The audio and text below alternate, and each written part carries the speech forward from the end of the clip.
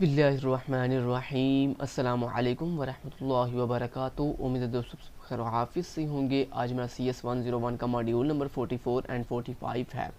Module 44 के अंदर हम पाइप लाइनिंग को देखेंगे। Electric pulse travel through a wire no faster than the speed of light. दोस्तों जो हमारा कंप्यूटर सिस्टम होता है इसके अंदर हमारी जो पल्स होती हैं वो ट्रैवल करती हैं बिजली की फॉर्म में, इलेक्ट्रिक पल्स की फॉर्म में, ठीक है, जो कि बहुत ही फास्टर होती हैं, जो कि एक आम आंख से जो है वो इतनी फास्टली होती हैं कि आम आंख से हमें दिखाई नहीं देती।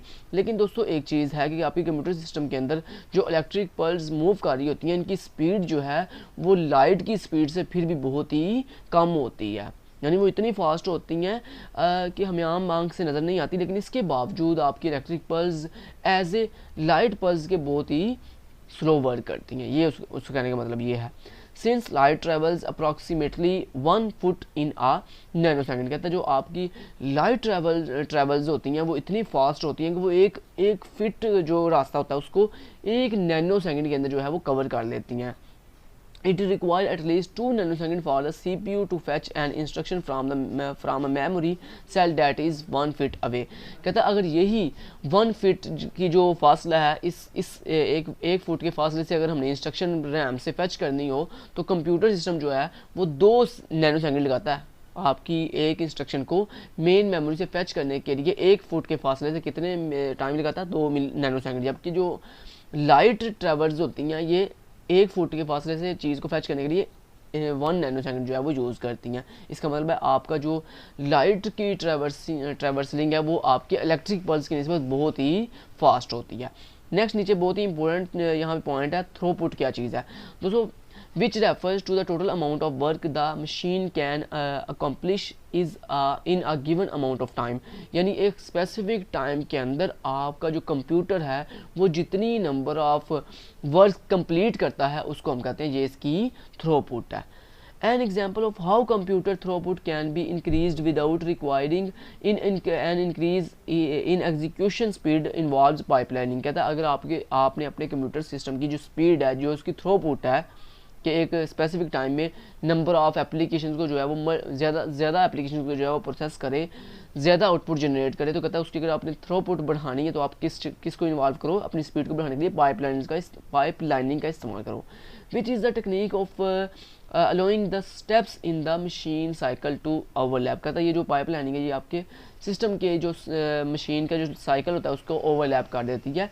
इन particular while one instruction is being executed the next instruction can be fetched. कहते हैं जब आपकी कंप्यूटर सिस्टम के अंदर एक इंस्ट्रक्शन अभी चल रही होती है तो उसके आगे जो नेक्स्ट इंस्ट्रक्शन होती है वो पहले से जो है वो रेडी हो जाती है चलने के लिए।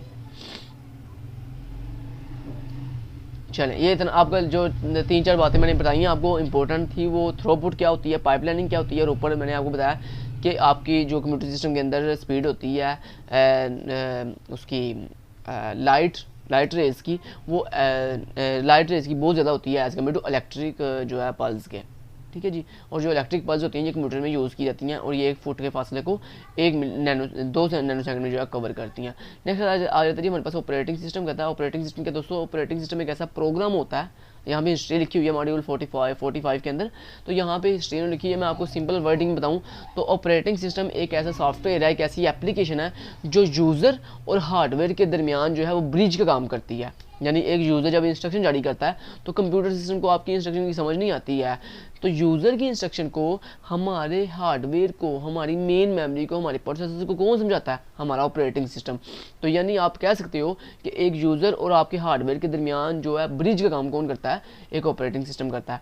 तो आप जब भी कोई एप्लीकेशन ओपन करते हो, आप जब कोई एप्लीकेशन क्लोज करते हो, आप कोई नया फोल्डर बनाते हो कंप्यूटर सिस्टम में, तो यानी जो भी आप टास्क परफॉर्म करते हो तो आपकी ये टास्क हार्डवेयर को कौन समझाता है? ऑपरेटिंग सिस्टम समझाता है। जैसे आपके अब कौन से ऑपरेटिंग सिस्टम है? आपका विंडो ऑपरेटिंग सिस्टम है, लिनक्स है, यूनिक्स है, मैक ऑपरेटिंग सिस्टम है, एंड्रॉयड ऑपरेटिंग सिस्टम है। तो डिफरेंट तरह के ऑपरेटिंग सिस्टम आते हैं जिनमें से आप कौन सा यूज़ करते हो? विंडो यूज़ करते हो।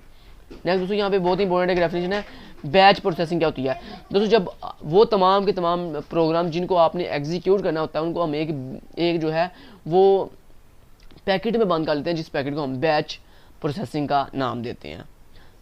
चलें ये भी आपकी हो गई। उसके बाद कहता है इन बैच प्रोसेसिंग सिस्टम, कहता है जब हम एक बैच प्रोसेसिंग सिस्टम बनाते हैं जिसके अंदर हम अपने वो तमाम के तमाम एप्लीकेशन जिनको हम रन करना होता है उनको एक बैच में बंद कर देते हैं। The job residing in mass storage wait for execution in a job queue, कहता है जितनी भी हमारी एप्लीकेशन है जो कि रन होने के लिए बिल्कुल रेडी होती हैं उनको हम एक जॉब क्यू में लगा देते हैं। एक जॉब यहाँ पे जॉब का मतलब है आपकी वो एप्लीकेशन जो कि रन होनी है, और क्यू का मतलब है एक लाइन जिसमें वो सारी की सारी एक तरतीब में लग जाएंगी।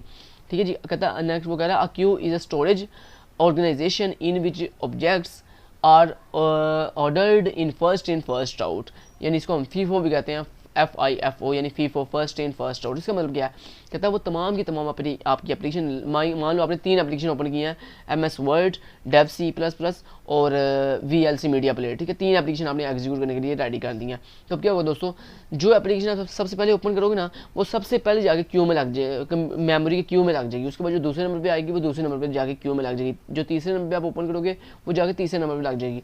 तो जिस तरतीब से आप अपनी एप्लीकेशन ओपन करते हो वो एक क्यू में लग जाती हैं, और वो कैसे रन होती हैं, जो सबसे पहले आएगी वो सबसे पहले रन होगी, और जो दूसरे नंबर पे आएगी दूसरे नंबर पे रन होगी, जो सबसे लास्ट पे आएगी वो सबसे लास्ट पे रन होगी, यानी FIFO, first in first out. जो सबसे पहले आया है वो सबसे पहले अपना काम जो है कंप्लीट करेगा। तो यही सेम का सेम प्रोसेस आपके कंप्यूटर सिस्टम के अंदर होता है कि आपके तमाम की तमाम एप्लीकेशन को एक जॉब क्यू में लगा दिया जाता है ताकि एक सीक्वेंस के साथ जो है वो एग्जीक्यूट हो सके। तो इतनी डिटेल से मैंने आपको ये सारा समझा दिया है।